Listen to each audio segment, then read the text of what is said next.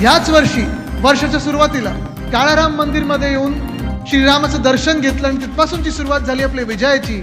आता कोणी रोखू नाही शकत आपल्याला, कोणी आता अडवू शकत नाही, कारण महाराष्ट्र आपल्या सोबत आहे, महाराष्ट्राची जनता आपल्या सोबत आहे आणि महाराष्ट्राचा आशीर्वाद आपल्या सोबत आहे.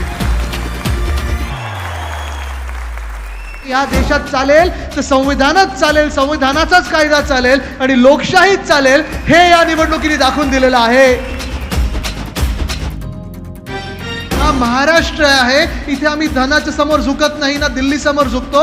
आम्ही इथे झुकतो ते आमच्या संतांसमोर झुकतो, आम्ही झुकतो ते आमच्या मावळ्यांसमोर झुकतो आणि आम्ही झुकतो ते छत्रपतींसमोर झुकतो. खरं तर माझ्या मनात न्याय म्हणजे हाच आहे की त्या बलात्काराला 2 मिनिटं या महिलांमध्ये सोडून द्या.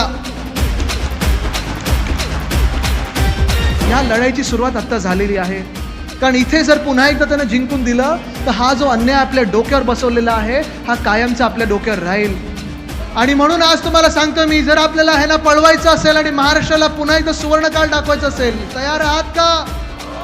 तयार आहात का? लढायला तयार आहात का? महाराष्ट्राच्या हितासाठी लढायला तयार आहात का?